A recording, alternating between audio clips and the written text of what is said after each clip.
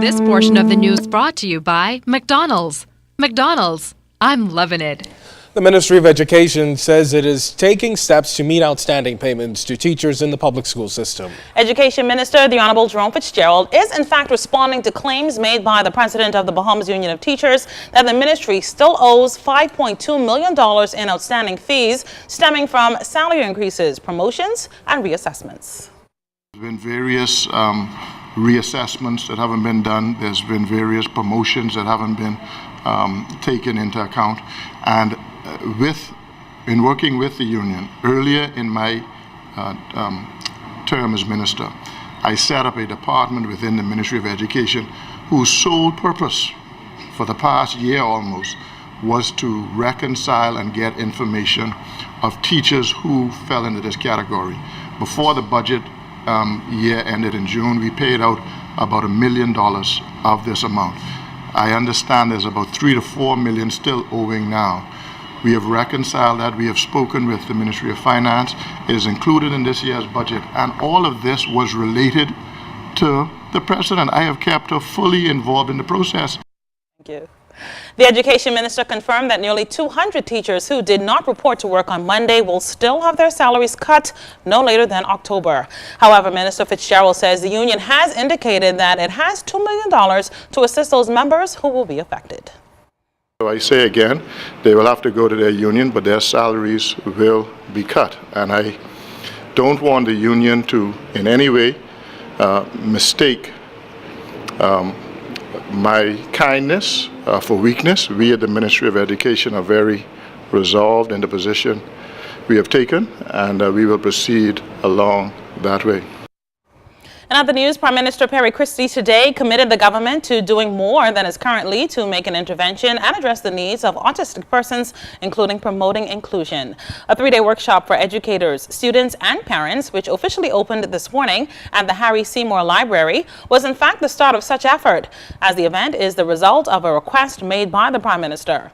As a parent of an autistic child, Mr. Christie joins millions more around the world, more parents around the world. However, with limited research, information, and trained specialists locally, the U.S. Embassy is facilitating the request by the Prime Minister in bringing an expert on autism detection and early intervention strategies, Dr. Valerie Carr.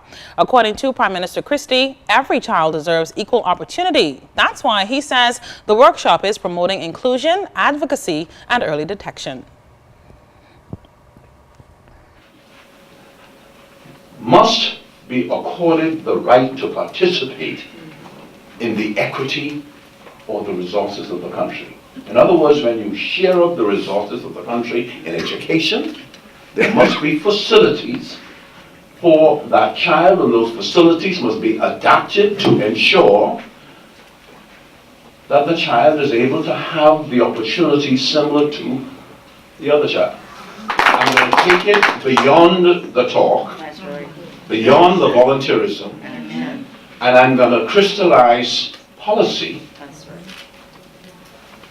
So, beyond the prayers, because people have been praying and praying and praying, now they needed some action.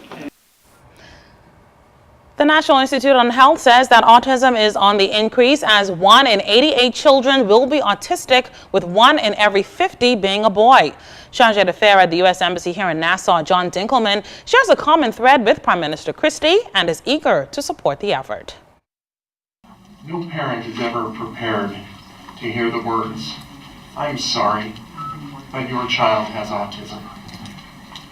Having received this dreadful news twice in my life, I know the feeling of overwhelming loss and hopelessness that comes with such a diagnosis.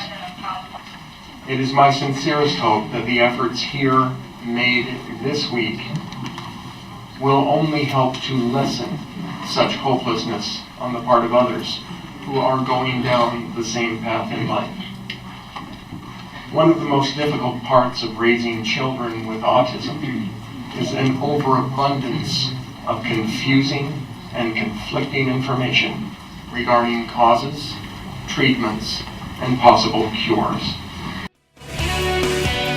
Coming up in sports, how mighty are the Might Mitts as they take on the Bucks in semifinal action? Find out in ZNS Total Sports. And coming up later, one artist looks to decode salvation. We'll explain his questions for society coming up. You're watching The Bahamas Tonight. This portion of the news was brought to you by McDonald's. McDonald's, I'm loving it.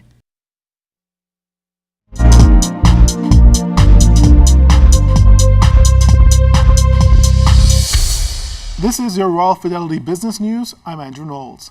Construction is booming in Palm Key, the 69-acre beachfront community development on Nassau's southeastern shore. The anchorage, introduced in July as the first condominium offering in the complex, is nearly sold out with 11 of the 12 residences in Phase 1 reserved for pre-construction.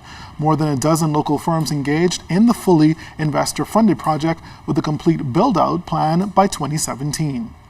Anastasia Campbell, associate in the Corporate and Financial Services Group at Graham Thompson, and Sanchez Brooks, underwriter at Summit Insurance Company Limited, have been selected by the Bahamas Financial Services Board and the Insurance Commission of the Bahamas for the Associates in Captive Insurance designation. BFSB is partnering with the ICB on the scholarships for the International Center for Captive Insurance Education course.